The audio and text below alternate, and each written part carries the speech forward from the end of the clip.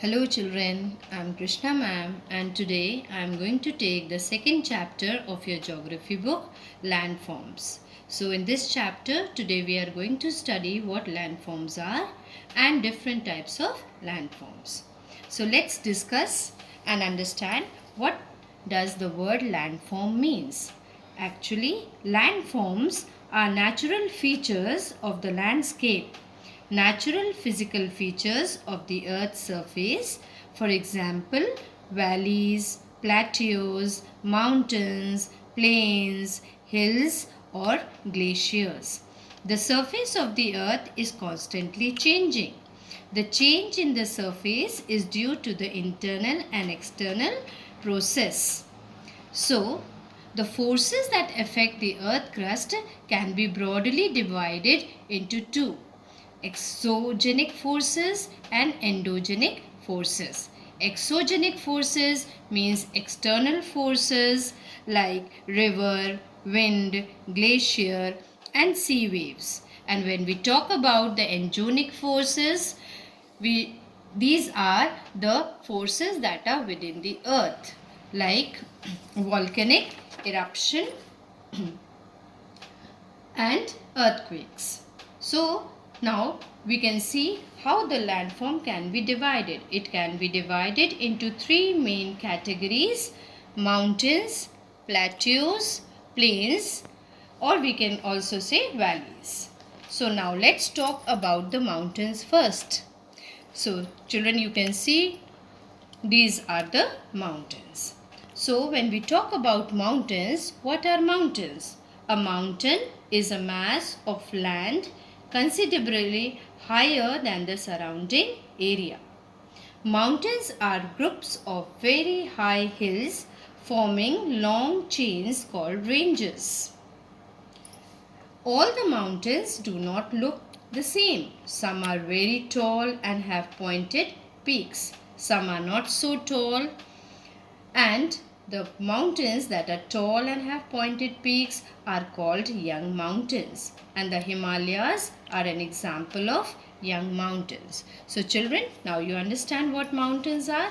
Now let's talk about how these mountains are important for us. These play a major and important role because they affect the climate of the area.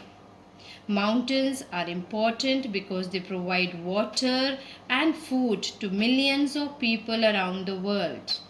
About 13% of world population live in mountains.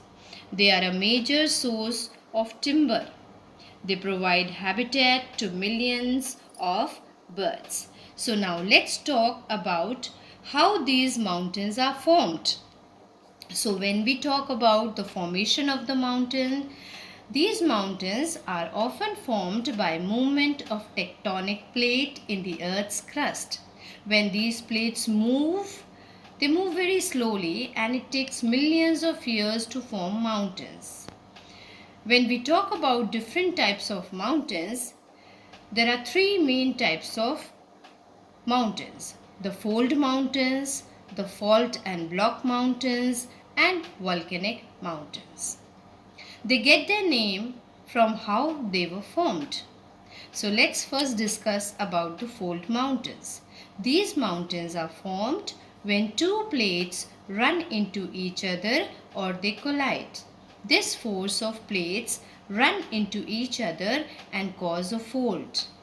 Many of the world's greatest mountain ranges are fold mountain, including the Himalayas, the Andes, and the Rocky Mountains.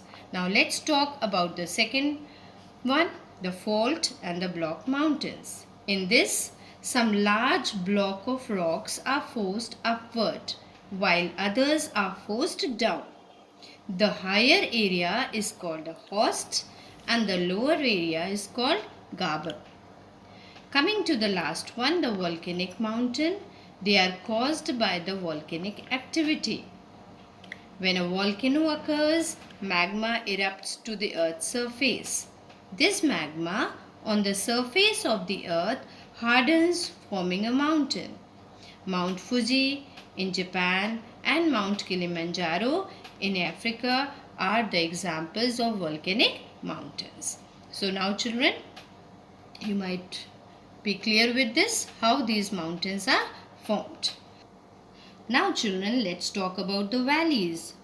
You can see the picture of valley. These are valleys and how they are formed. And what is a valley? It is a low area between the hills. It is produced through faulting. Some examples are Great Rift Valley of Africa and Valley of Jordan. Now when we talk about faulting, what is faulting? It is a process that leads to fracturing of rocks due to stretching of rocks. So very clearly in the picture you can see how in between both the sides there are hills, and this is the valley. Now coming to the plateau.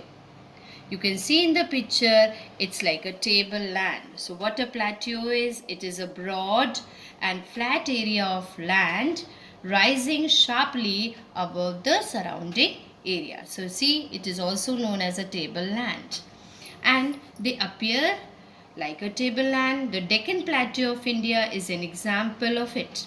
Some plateaus are very high, but they do not have pointed peaks like mountains. The plateau of Tibet is the highest plateau, and due to this it is known as the roof of the world. Now children, let's talk about the plains. Can you see the plain area over here?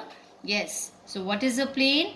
A broad area of relatively flat land. Plains are usually lowlands. Now these plains can be classified.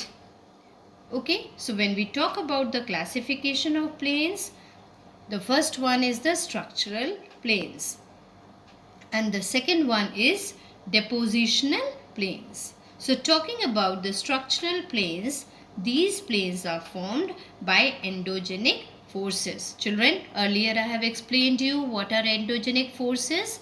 The forces that are within the earth, like volcanic eruption or earthquake. Now coming to the second one, the depositional plains. These are formed as a result of deposition of sediments in lowlands such as depression, lake and sea floor. So children, today you have studied about different landforms. You have come to know what are mountains, what are valleys, what are plains and what are plateaus. Thank you children.